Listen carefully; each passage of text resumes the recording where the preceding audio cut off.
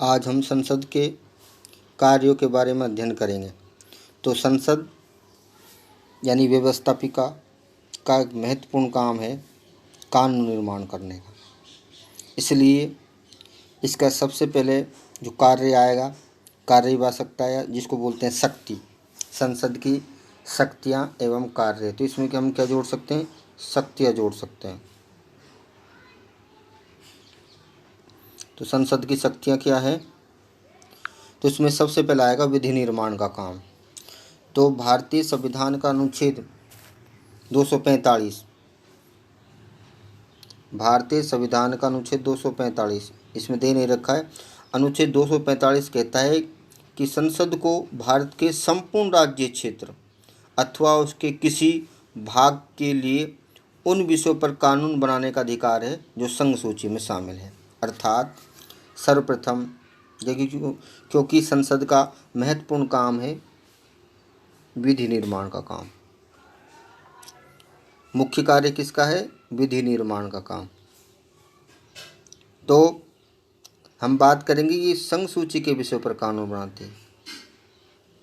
अनुच्छेद 245 के अंतर्गत किन विषयों पर कानून बनाती है? संघ सूची के विषयों पर कानून बनाती है। क्योंकि भारतीय संघ की विधायी शक्तियाँ विशेषकर अनन्य रूप से यानी एकमात्र संसद में निहित है। यानी भारतीय संघ की विधायी शक्तियाँ अनन्य रूप से संसद में निहित है। इसलिए संविधान का अनुच्छेद 245 के अंतर्गत संसद भारत के संपूर्ण राज्य क्षेत्र अथवा उसके किसी भाग के लिए उन विषयों पर कानून बनाते हैं जो संघ सूची में शामिल है। तो पहली बात हो गई संघ सूची के विषयों पर कानून बनाते हैं अनुच्छेद 245 के अंतर्गत। दूसरी बात हम बात करते हैं समवर्ती सूची। मैंने आपको जब शक्ति विभाजन बताया था तीसरे पार्ट के अंतर्गत, तो मैंने आपको बताया था समवर्ती सूची यानी संघ सूची में जो 97 विषय उन पर कानून बनाती है संसद। समवर्ती सूची में 47 विषय हैं, उन पर कानून संसद भी बनाती और राज्य के विधानमंडल बनाते हैं। किंतु विरोधाभास की स्थिति में संसद द्वारा बनाए गए कानून मान्य होते हैं। संसद द्वारा बनाए गए कानूनों को मान्यता मिलती है। आगे हम बात करेंगे कि अनुच्छेद 248 के अंतर्गत अवशिष्ट विषयों पर भी कानून कौन बनाती है? संसद कानून बनाती है। अवशिष्ट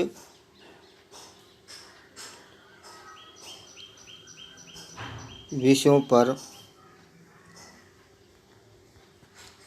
संसद कानून बनाती है। तो संघ सूची के विषय पर संसद कानून बनाती है। समवर्ती सूची में प्राथमिकता संसद के कानूनों को मिलती है और अवशिष्ट विषयों पर भी संसद कानून बनाती है। इसके अलावा आपको पता है संसद को ये अधिकार है अनुच्छेद 3 के अंतर्गत कि वे राज्यों का पुनर्गठन करती है। कानून बनाकर राज्यों का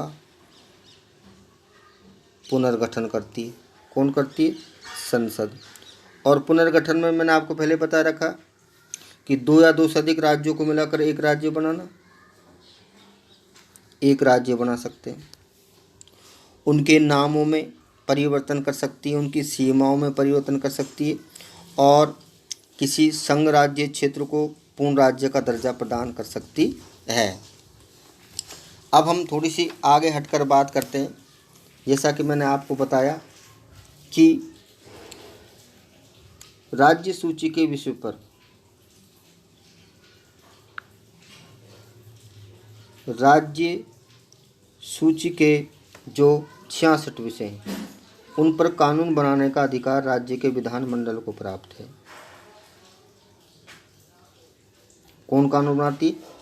विधानमंडल बनाती है साधारणतः। किंतु यदि अनुच्छेद 356 के अंतर्गत किसी राज्य में राष्ट्रपति शासन लग जाता है,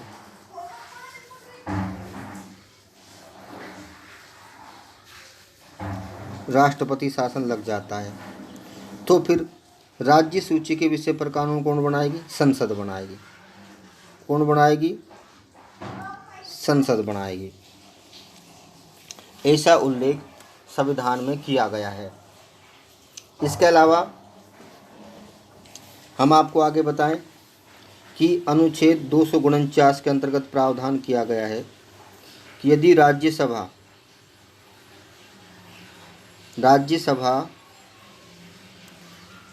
उपस्थित और मतदान में भाग लेने वाले सदस्यों के 2/3 बहुमत से किसी राज्य सूची के विषय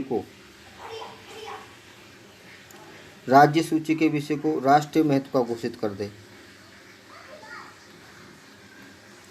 राष्ट्रीय महत्व का घोषित कर दे, तो फिर राज्य सूची के उस विषय पर कानून बनाने का अधिकार संसद को प्राप्त हो जाता है। तो ये आपको बात क्लियर कर दी। यानी इस परिस्थिति में भी आपको तय राज्य सूची के विषय पर कानून कौन बनाती है? संसद बनाती है। अनुच्छेद 250 के अंतर्गत प्रावधान किया गया है कि यह 2 या 2 से अधिक राज्य यानी विधानमंडल, राज्यों के विधानमंडल सिफारिश करें कि संसद कानून बनाएगी, तो ऐसी सूची में, ऐसी विषय में या ऐसी परिस्थिति में अनुच्छेद 250 के अंतर्गत राज्य सूची के विषय पर भी कानून संसद बनाती है।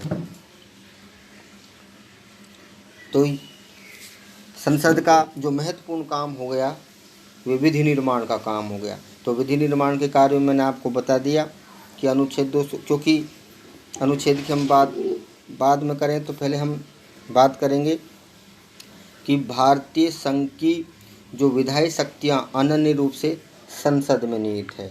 तो अनुच्छेद 245 के अंतर्गत संसद संघ सूची के विषय पर कानून बनाती है। उसके अलावा समवर्ती सूची के विषय पर कानून संसद भी बनाती है और राज्य के विधानमंडल भी बनाते हैं, किंतु विरोधाभास की स्थिति में संसद द्वारा बनाए गए कानूनों को मान्यता मिलती है।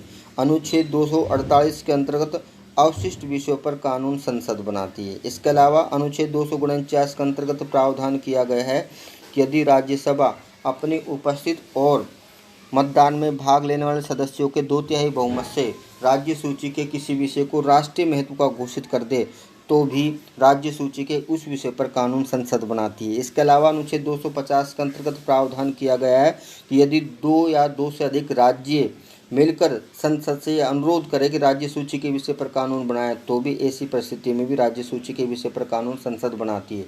इसके अलावा आपको पता है कि अनुच्छेद 352 के अंतर्गत यदि आपातकाल लग जाए, अनुच्छेद 356 के अंतर्गत आपातकाल लग जाए, तो ऐसे परिस्थिति में भी राज्य सूची के विषय पर कानून संसद बनाती है। तो मैंने आपको बताया अनुच्छेद 245, उसके बाद मैंने आपको अनुच्छेद बताया 248, उसके बाद अनुच्छेद 249, उसके अलावा अनुच्छेद मैंने आपको 250 बताया, उसके बाद 352 और 356। ऐसी परिस्थितियों में आपको होता है अनुच्छेद इनको छोड़ दे, तो ऐसी परिस्थितियों में आपको होता है राज्य सूची के विषय पर भी कानून संसद बनाती है। ये राज्य सूची के संदर्भ में आ गए, और ये संघ सूची के और ये अवशिष्ट विषय के संदर्भ में।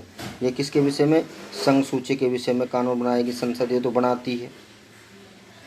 यहाँ अवशिष्ट विषयों पर कानून बनाएगी, और ये जो भी दे रखें विशेष परिस्थितियों में राज्य सूची के विषय पर भी कानून संसद बनाती है। इस प्रकार हम कह सकते हैं कि भारतीय संघ की जो विधायी शक्तियाँ हैं अनन्य रूप से संसद में नीति, इसलिए इसका मुख्य काम है विधि निर्माण का काम। लेकिन यहाँ आपको ये ध्यान देने की बात है कि विधि निर्माण के काम पर, संसद के विधि निर्माण के काम पर कुछ प्रतिबंध लगाए हैं। वो प्रतिबंध है कि अनुच्छेद 13 के अंतर्गत प्रावधान किया गया है कि संसद कोई ऐसा कानून नहीं बना सकती जो संविधान के विपरीत हो या नागरिकों के मौलिक अधिकारों का उल्लंघन करते हों। अगर ऐसा है तो संसद के ऐसे कानूनों को न्यायपालिका न्यायिक पुनरावलोकन की शक्ति के माध्यम से निरस्त कर देती है। कानून बनाने का अधिकार है, लेकिन अनुच्छेद 13 के अंतर्गत प्रावधान किया गया है कि संविधान के विपरीत कानून नहीं बना सकती। ऐसा कोई कानून नहीं बना सकती जिससे संविधान का अतिक्रमण होता हो और या मौलिक अधिकारों के विपरीत हो। वो कानून किसके मौलिक अधिकार को उल्लंघन करता हो। तो दो परिस्थितियों में आप होता है संसद द्वारा बनाए गए कानूनों को न्यायपालिका निरस्त कर देती है। कौन कर देती है? न्यायपालिका निरस्त कर सकती है। तो ये विधि निर्माण का काम हो गया। अब आगे जो ये दे रखा है इसमें, इसको हम अलग बिंदु के अंतर्गत पढ़ेंगे, जिसको बोलते हैं विधि निर्माण की प्रक्रिया। विधि निर्माण की प्रक्रिया, इसको अलग से प्रश्न लास्ट में पढ़ेंगे। तो ये विधि निर्माण की प्रक्रिया, तो ये प्रश्न पूछा भी जा चुका है, विधि निर्माण की प्रक्रिया को समझाइए कि संसद किस प्रकार से कानून बनाती है। कानून तो बनाती है, ये तो काम हो गया, लेकिन किस प्रकार से बनाती है ये भी हम अलग से जब संसद के कार्य कंप्लीट हो जाएंगे उसके बाद पढ़ेंगे, क्योंकि अभी हम संसद के कार्यों का अध्ययन कर रहे हैं। तो संसद का पहला कार्य है विधि निर्माण का, जो इम्पोर्टेंट काम है। अब हम आगे काम पर चलते हैं। ये सारे उसी परिस्थिति में, ये सारे अभी विधि निर्माण की प्रक्रिया में हम इनको पढ़ेंगे।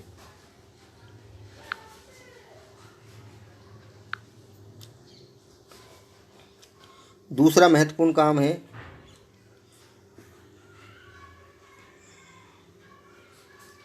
धन विधेयक पारित करना।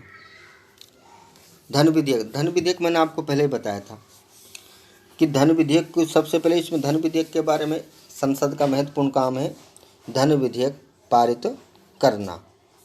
बड़ा इम्पोर्टेंट काम है संसद का ये, जिसको हम संसद की वित्तीय शक्तियाँ भी कहते हैं। इसको हम क्या बोल सकते हैं? वित्तीय शक्तियाँ बोल सकते हैं, संसद की वित्तीय शक्तियाँ।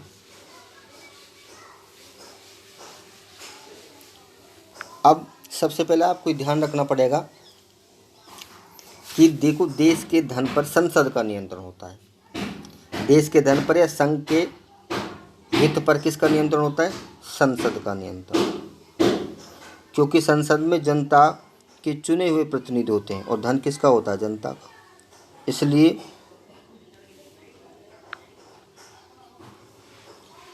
संसद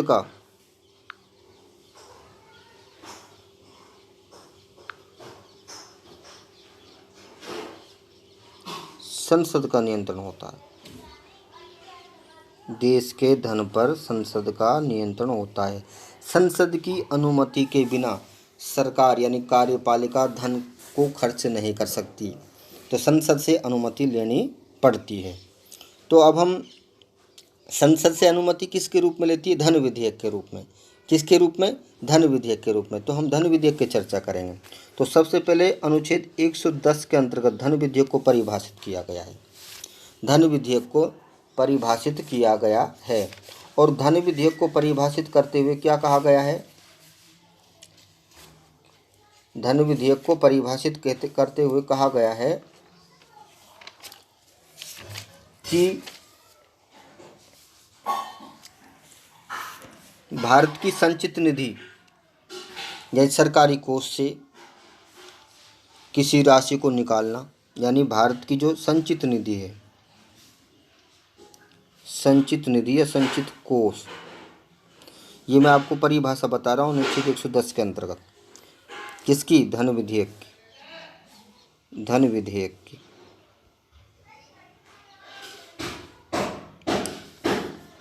तो भारत की संचित निधि से कोई राशि निकालना, राशि निकालने, जमा करने,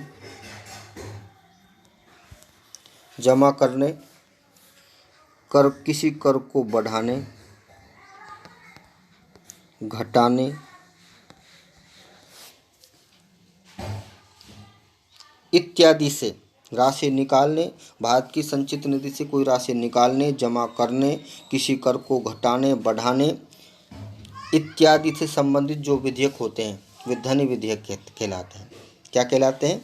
भारत की संचित निधि से कोई राशि निकालना, जमा करना और उसमें कोई कर लगाना, बढ़ाना, घटाना, हटाना, इससे संबंधित जो विधेयक होते हैं सारे, वे धन विधेयक कहलाते हैं। इसकी परिभाषा अनुच्छेद 110 के अंतर्गत दी गई है। अब मैंने आपको पहले बताया कि ये कोई विधेयक धन विधेयक है अथवा नहीं, इस पर विवाद हो जाए तो धन विधेयक का प्रमाणीकरण, धन विधेयक का प्रमाणीकरण लोकसभा अध्यक्ष करता है। ये बड़ा इम्पोर्टेंट प्रश्न है। धन विधेयक का प्रमाणीकरण लोकसभा अध्यक्ष द्वारा किया जाता है। ठीक है, तो मैंने आपको धन विधेयक की परिभाषा बता दी। अब हम बात करेंगे कि धन विधेयक की परिभाषा अनुच्छेद 110 के अंतर्गत, ये कई बार प्रश्न पूछा जाता है। अब दूसरी बात है धन विधेयक की प्रक्रिया का वर्णन अनुच्छेद 109 के अंतर्गत क्या है। प्रक्रिया क्या है कि धन विधेयक किस प्रकार से पारित किया जाता है। तो धन विधेयक की प्रक्रिया का उल्लेख अनुच्छेद 109 के अंतर्गत दिया जाता है। कई बार प्रश्न में पूछ लेता है कि धन विधेयक की प्रक्रिया का उल्लेख किस अनुच्छेद के अंतर्गत किया गया है। तो धन विधेयक की प्रक्रिया का उल्लेख अनुच्छेद 109 के अंतर्गत किया गया है। अभी प्रक्रिया क्या है, तो प्रक्रिया समझो, स्पष्ट दे रखा है कि धन विधेयक राष्ट्रपति की सिफारिश पर केवल लोकसभा में ही पेश किया जा सकता है, राज्यसभा में नहीं।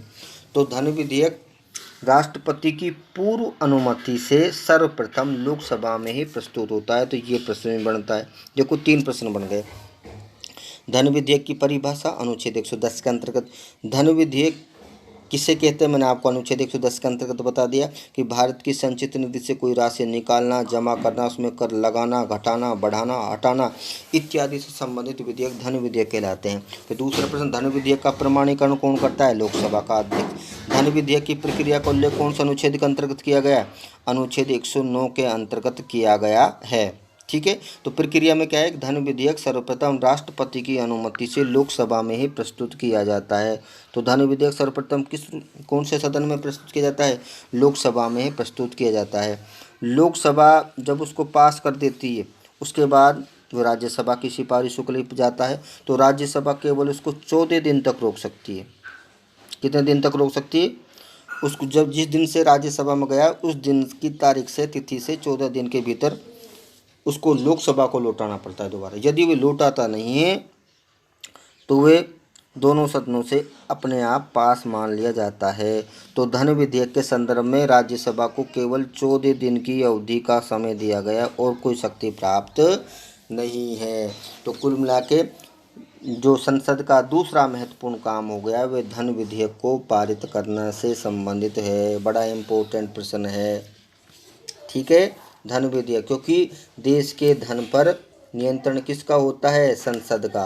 और संसद की अनुमति के बिना सरकार कोई भी धनराशि खर्च नहीं कर सकती। और इसके लिए प्रतिवर्ष बजट प्रस्तुत करना पड़ता है। बजट प्रस्तुत कौन करता है, वित्त मंत्री। और बजट किसे कहते हैं, किसी वित्तीय वर्ष।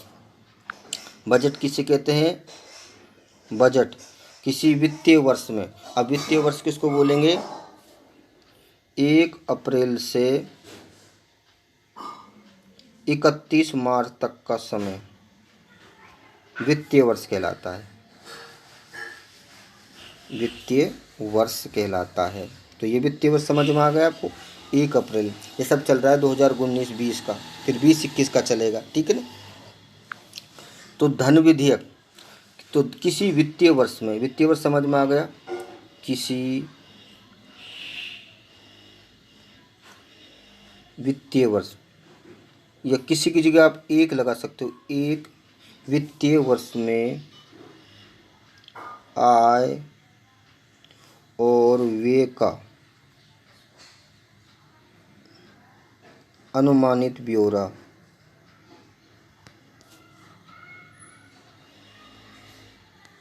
ब्यौरा बोलते हैं एस्टीमेट को, ब्यौरा बजट कहलाता है। तो दूसरा महत्वपूर्ण काम हो गया धन विधेयक। धन विधेयक के बारे में कई प्रश्न बन सकते हैं। तो मैंने आपको बताया धन विधेयक की परिभाषा, धन विधेयक की प्रक्रिया, कौन से सदन में प्रस्तुत किया जाता है, लोकसभा में प्रस्तुत किया जाता है। लोकसभा से पारित होने के बाद राज्यसभा में जाता है। राज्यसभा को केवल 14 दिन तक रोक सकते हैं। तो कई प्रश्न आपसे पूछे जा सकते हैं। और ये धन विधेयक हमेशा सरकारी विधेयक ही होता है, गैर सरकारी नहीं होता। जब आपको विधेयक के बारे में बताएंगे तो विधेयक किसे कहते हैं, कितने प्रकार के होते हैं, सारा आपको बताएंगे। उसके बाद हम तीसरा जो महत्वपूर्ण काम को देखते हैं वह है संविधान संशोधन का कार्य। आपको पहले पार्ट के अंतर्गत बताया था संविधान संशोधन, इन संविधान में बदलाव करने का अधिकार भारतीय संविधान किसको देता है, संसद को देता है। तो संविधान देश की सामाजिक, आर्थिक और राजनीतिक आवश्यकताओं की पूर्ति का उपकरण होता है, लेकिन इसमें आवश्यकताओं के अनुसार परिवर्तन किया जाना चाहिए और इसलिए प्रत्येक देश के संविधान में संशोधन की व्यवस्था की गई है। अब भारतीय संविधान में भी संशोधन का प्रावधान किया गया है। और संशोधन कौन करती है? संसद करती है। और मैंने आपको अनुच्छेद 368 मैंने आपको पहले बताया कि आगे इसमें दे रखा है स्पष्ट। हम कठोर लचीला आपको मैंने आपको पहले ही बता दिया कि देखो बदलाव करने की तरीके, संसद जिस तरीके से बदलाव करती है, संशोधन करती है संविधान में, अगर आसानी से संशोधन हो जाता है, सरलता से संशोधन हो जाता है, यानी साधारण बहुमत से, संसद के साधारण बहुमत से, तो क्या बन जाता है? संविधान लचीला। तो संविधान क्या बन जाता है? लचीला। और ये प्रक्रिया हमने कहाँ से ली? यूनाइटेड किंगडम अर्थात ब्रिटेन से ली है। ठीक है। उसके बाद यदि संशोधन विशेष प्रक्रिया से किया जाता है, ये साधारण बहुमत ही तो है कानून निर्माण की प्रक्रिया, और कानून निर्माण की प्रक्रिया से भिन्न यदि विशेष प्रक्रिया अपनाई जाती है, विशेष प्रक्रिया में क्या आता है? संसद का 2/3 बहुमत, 2/3 बहुमत, और इसके अलावा 2/3 बहुमत के साथ साथ आधे राज्यों का अनुसमर्थन। संसद का 2/3 बहुमत और आधे राज्यों का, यानी संसद का 2/3 बहुमत, संसद का 2/3 बहुमत प्लस आधे राज्यों की विधान मंडलों का अनुसमर्थन। तो ये विशेष प्रक्रिया हुई। तो ये विशेष प्रक्रिया से क्या बन जाता है? संविधान क्या बन जाता है? जटिल या कठोर बन जाता है। और ये कठोरता हमने कहाँ से ली है? यूएसए, संयुक्त राज्य अमेरिका से। इसलिए भारत का संविधान कठोर भी है और लचीला भी है, क्योंकि भारत के संविधान के अधिकांश भाग में साधारण तरीके से बहुमत हो जाता है, जबकि कुछ भाग ऐसे हैं जिनमें 2/3 बहुमत और 2/3 बहुमत के साथ आधे राज्यों के अनुसमर्थन की भी आवश्यकता पड़ती है। इसलिए भारत का संविधान कठोर भी है, लचीला भी है और कठोर है। लचीले की पद्धति हमने ब्रिटेन से ली है और कठोरता की पद्धति हमने कहाँ से ली? संयुक्त राज्य अमेरिका से। अब संविधान संशोधन करने के लिए आपको होता है सरकार, यानी संविधान संशोधन विधेयक भी सरकारी होता है, और कार्यपालिका के द्वारा आपको बताए विधेयक प्रस्तुत किया जाता है। किसमें? संसद में। संसद के किसी भी सदन में प्रस्तुत किया जा सकता है, जिसको बोल सकते हैं संविधान संशोधन विधेयक। संविधान संशोधन विधेयक,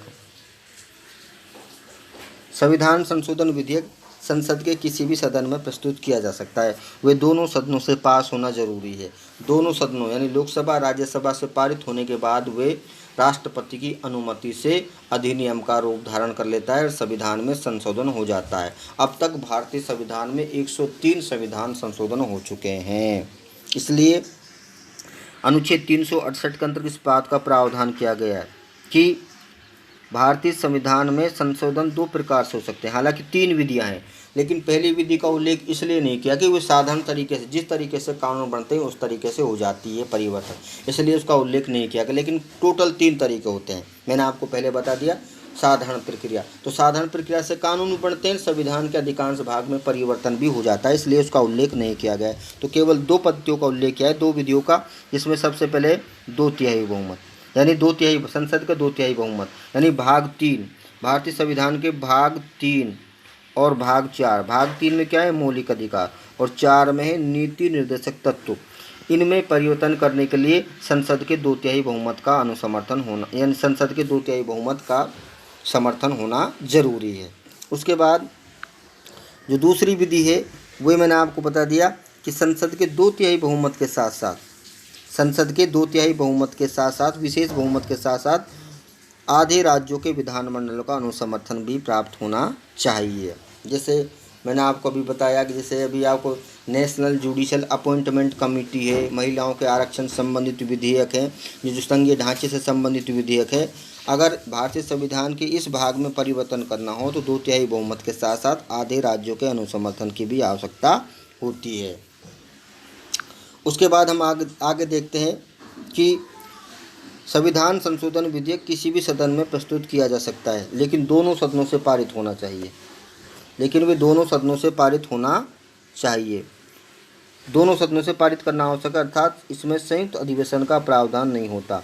दोनों सदनों द्वारा पारित विधेयक संविधान संशोधन विधेयक राष्ट्रपति के हस्ताक्षर से अधिनियम का रूप धारण कर लेता है और राष्ट्रपति इस विधेयक पर आपको पता है हस्ताक्षर करने से इनकार भी नहीं कर सकता। जब आगे अभी हम आपको बताएंगे विधेयकों के बारे में तो पूरा डिटेल से समझाएंगे। अभी आप इतना ही समझ लो कि संविधान संशोधन विधेयक यानी संसद के दोनों सदनों से पारित होने के बाद राष्ट्रपति के हस्ताक्षर से अधिनियम का रूप धारण कर लेता है। राष्ट्रपति संविधान संशोधन विधेयक पर हस्ताक्षर करने से मना नहीं कर सकते।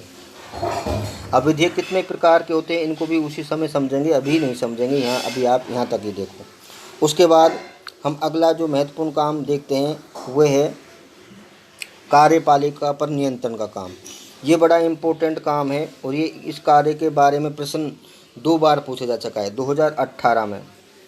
2018 में ये प्रश्न 4 नंबर का पूछा गया था कि संसद कार्यपालिका पर नियंत्रण किन तरीकों से रखती है, और ये 2020 में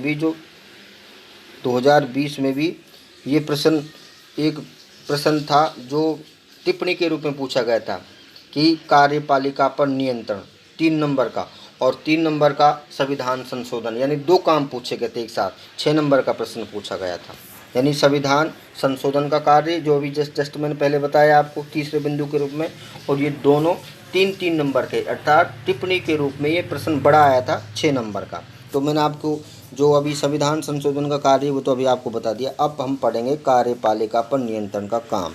चूँकि भारत में संसदीय शासन व्यवस्था को अपनाया गया, इसलिए संसदीय शासन व्यवस्था में कार्यपालिका सामूहिक रूप से यानी लोकसभा के प्रति उत्तरदायी होती है और राज्यसभा यानी संसद के प्रति उत्तरदायी होती है।